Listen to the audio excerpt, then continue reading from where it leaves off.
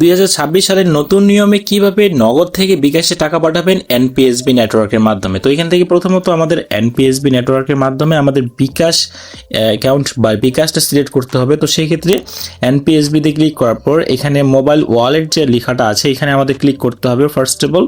So click করার পরে এখানে অবশ্যই আমাদের বিকাশ নাম্বারটা প্রোভাইড করতে হবে। উপরে দেখতে পাচ্ছেন বিকাশ নাম্বার লেখার অপশনটা আসতেছে। তো সেই ক্ষেত্রে এখানে আমাদের সিম্পলি কিন্তু বিকাশ নাম্বারটা দিয়ে নিতে হবে। তো এখান থেকে আপনি যেই নাম্বারে টাকা পাঠাতে যাচ্ছেন আপনার নগদ অ্যাকাউন্ট থেকে বিকাশ অ্যাকাউন্টে, সেই ক্ষেত্রে নাম্বারটা দিয়ে দিবেন এবং এখান থেকে অবশ্যই মোবাইল ওয়ালেটটা অবশ্যই বিকাশ সিলেক্ট করবেন। হ্যাঁ, এখানে অন্যান্যগুলো সিলেক্ট হইতে পারে, তবে আপনি অবশ্যই বিকাশটা সিলেক্ট করে দিবেন। বিকাশটা সিলেক্ট করে দেওয়ার পরে এখান থেকে মূলত পরিমাণটা দিয়ে নিতে হবে। তো এখান থেকে দেখতে পাচ্ছেন আমরা কিন্তু এখান থেকে মোবাইল ওয়ালেটের আন্ডারে সেমভাবে বিকাশটা কিন্তু ভালোভাবে সিলেক্ট করে দিলাম। দেওয়ার পরে এখান থেকে পরিমাণটা, ফর এক্সাম্পল আমি এখন এই মুহূর্তে যাচ্ছি 1980 টাকা। হ্যাঁ, মানে আমি এখান থেকে নগদ থেকে বিকাশে টাকা পাঠাতে যাচ্ছি 1980 টাকা এবং দেখতে পাচ্ছেন সর্বমোট খরচ 16 টাকা 83 পয়সা এবং ফি হচ্ছে 14 টাকা 64 পয়সা এবং পরিমাণ হচ্ছে এত টাকা আর ভ্যাট হচ্ছে 2 টাকা 19 পয়সা। তো সেই ক্ষেত্রে এখানে রেফারেন্স নাম্বারটা একটা দিয়ে নিতে হবে।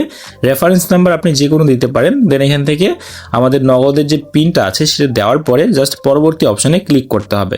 সো পরবর্তী অপশনে ক্লিক করার পর এখান থেকে দেখতে পাচ্ছেন ট্যাপ করে ধরে থাকুন। এইখানে আমাদের কিন্তু আবারও আমরা দেখতে পাচ্ছি নতুন ব্যালেন্স কয় টাকা থাকবে, কয় টাকা ছিল। তো এখান থেকে ট্যাপ করুনে ক্লিক করে ধরে রাখলাম কয়েক সেকেন্ড। দেন এখান থেকে দেখতে পাচ্ছেন লোডিং হচ্ছে। লোডিং হওয়ার পরে সিম্পলি কয়েক সেকেন্ডের মধ্যেই বিকাশে টাকাটা চলে গেছে নগদ অ্যাপ থেকে বিকাশে চলে গেছে বা নগদ থেকে বিকাশে এনপিএসবি নেটওয়ার্কের মাধ্যমে সিম্পলি টাকাটা চলে গেছে এবং এখান থেকে দেখতে পাচ্ছেন এনপিএসবি ট্রান্সফার মানি সফল হয়েছে।